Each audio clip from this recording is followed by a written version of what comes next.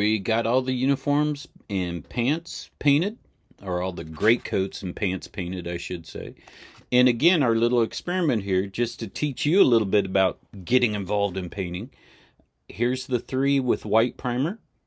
Here's the 2 with black primer, 2 with gray, and 1 with no primer. And we'll go across the board here just to give you a little look.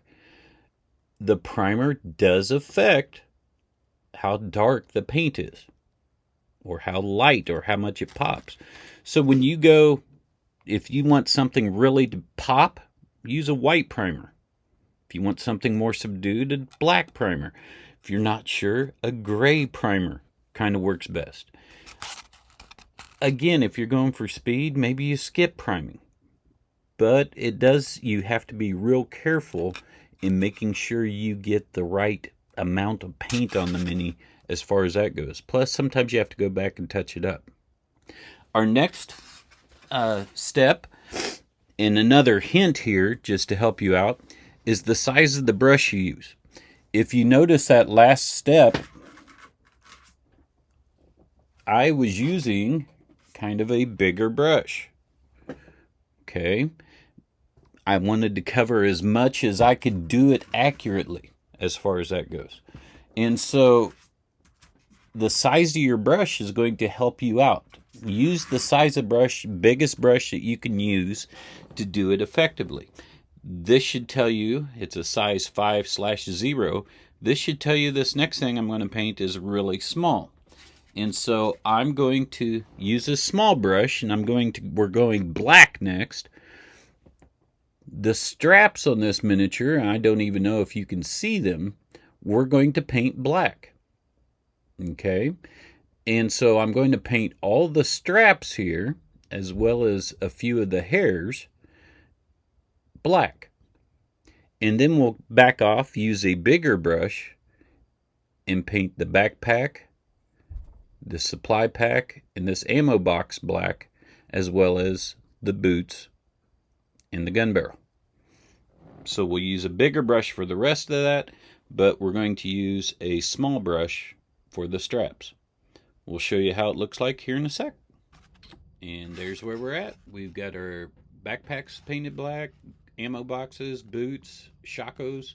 So we're in good shape now.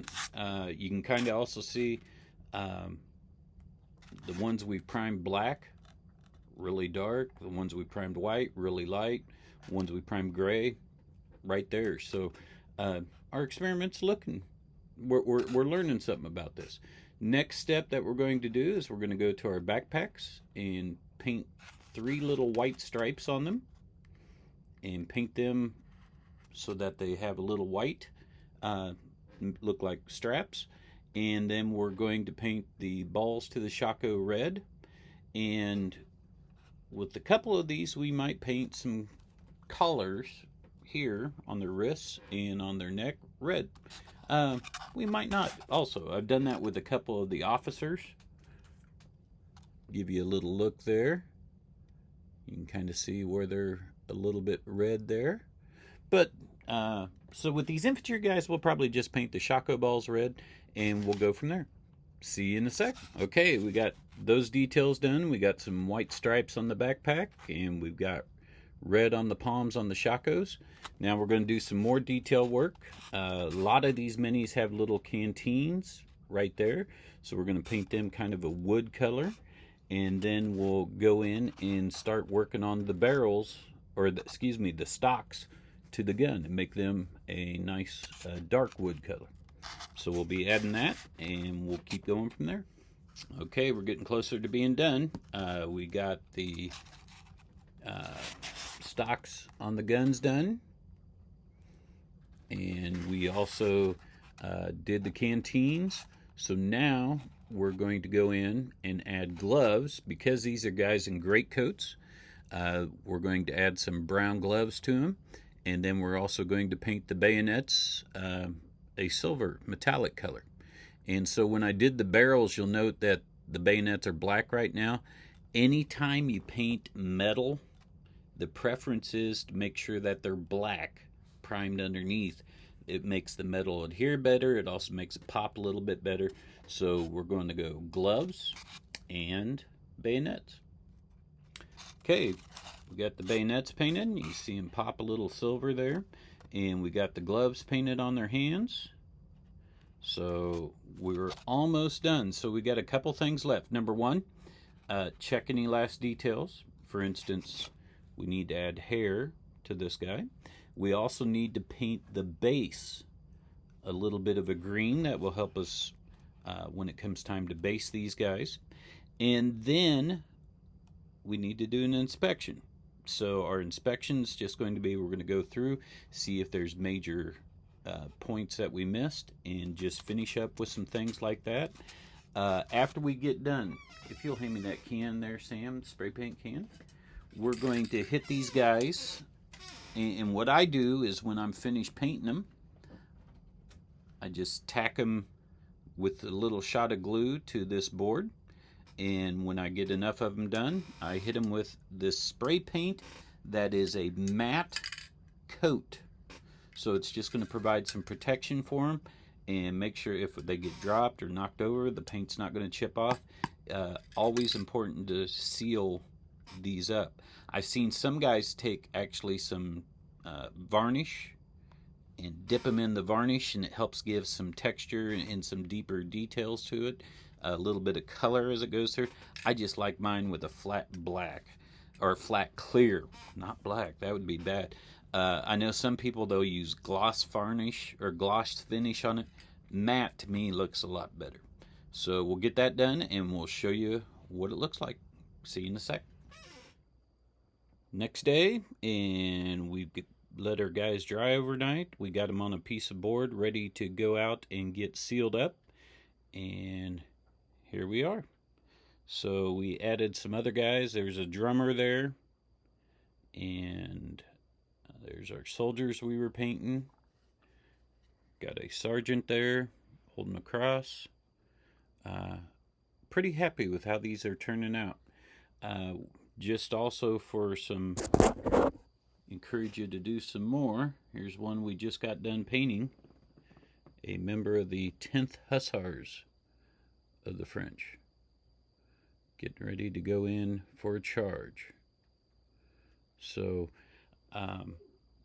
again, this isn't the best work that you'll ever see, but it's meant to get you some groups out on the table. And another project that we're working on right now is some Russian line infantry.